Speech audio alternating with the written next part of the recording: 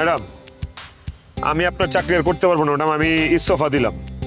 এই চাকরি করতে না পারলে কইরো না তো, বারবার এক কথা বলে আমাকে ভয় দেখায়ও না। ভয় কই দেখালাম ম্যাডাম? আপনার চাকরি করতে আমার অসুবিধা হচ্ছে, সেটা আমি আপনাকে বলবো না? আপনি জানবেন না আমার সমস্যাটা কোথায়, কেন আমি আপনার থেকে দূরে সরে যেতেছি, সেটা আমি জানবো না? আচ্ছা বলো, কি কারণে তুমি চাকরি ছাড়তে চাচ্ছ? আপনার মামি যে আমারে কি কি মেসেজ দিছে, কি কি লেখা পাঠাইছে আপনি নিজের চোখে পড়েন, কি কি ছবি পাঠাইছে নিজের চোখে দেখেন ম্যাডাম, দেখেন। এই মহিলা মানে আপনার মামি আমার জন্য পাগল হয়ে গেছে, আর আমি কি করবো আমারে বলেন।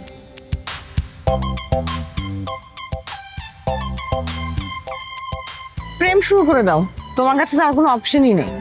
আমি কোনো চরিত্রহীন মানুষের সাথে প্রেম করতে পারবো না, তাছাড়া আমার বান্ধবী আছে, এই কথা আমি আপনার আগেই বলছি। এখন আমি কি করব ম্যাডাম, কি করব বলেন? আমি জানি না, তোমার যদি চাকরি করতে ইচ্ছে না করে তুমি চাকরি ছেড়ে দাও। আর যদি মামির সাথে সম্পর্ক করতে ইচ্ছে করে সেটা তো আমার কোনো প্রবলেম নেই, কারণ মামির সাথে মামার কোনো সম্পর্ক নেই। মামা যখন বাসায় ফিরবে সাথে সাথে তাদের ডিভোর্স হয়ে যাবে। সো মামির সাথে আমার কোনো সম্পর্ক আলটিমেটলি থাকবে না। তো যেই মহিলার সাথে আমার কোনো সম্পর্কই থাকবে না তাকে নিয়ে ভাবার কোনো ইচ্ছাও আমার নাই। আমি ভাবতাম এই দুনিয়ায় আপনি আমার একজন শুভাকাঙ্ক্ষী, এখন দেখতেছি আপনি আমার বিপদে ফেলতে চাইতেছেন। আমি কেন একটা বিবাহিত মহিলার সাথে প্রেম করবো আমারে বলেন? আমার যদি অসম প্রেম করার ইচ্ছাই থাকতো তাহলে তো আমি আমার ম্যাডামরে দিয়ে শুরু করতাম। কি বললা তুমি? তুমি আবার আমাকে নিয়ে বাজে কথা বলতেছো? যাও, আমার চোখের সামনে থেকে যাও। আজকাল মেজাজ ঠিক রাখা একদম কঠিন হয়ে যাচ্ছে। আমি এখন চলে গেলে বিপদে পড়বেন আপনি, নিরাপত্তাহীনতায় ভুগবেন ম্যাডাম। আপনার নিরাপত্তা দেওয়ার মতো এ বাড়িতে একটা বেড়া মানুষ নাই।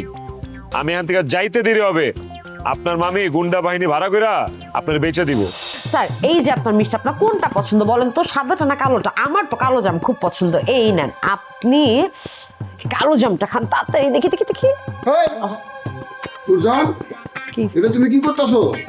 বৌদি তোমারে বিয়ে করার লাগে বসে আছে আর তুমি মাসুমরে বিয়ে করতেছো, ঘটনা কি? অন্ত বৌদিরে বাঁচানো মুশকিল হইব। আচ্ছা, আমি বুঝলাম না আপনি এখানে কেন আসছেন। দেখলেন পারিবারিক পর্যায়ে একটা মিষ্টি বিতরণ হচ্ছে, এখানে রোমান্টিক ভাবে মিষ্টি খাওয়াই দিচ্ছে, আপনি এসে ঝামেলা করতেছেন কেন? ঝামেলা আমি করব, আরো বেশি করব। নূরজাহান বৌদিরে অনেক কষ্ট দিছে। এই নূরজাহানের লেগে বৌদি কত কষ্ট করে এই বাড়িতে পড়ে আছে। কথা আমি কব নূরজাহান, কি উত্তর দাও না কে? মুখের মধ্যে কলু পাটকা রাখছো কে? আমি কি বলবো আপনাকে, আপনার সাথে কথা বলার মিনিমাম ইচ্ছাটুকু আমার নাই। মানে আমি স্যারকে মিষ্টি খাওয়াই দিলাম আর আপনি ভাবলেন যে এটা বিয়ে শাদী পর্যন্ত করা যাবে।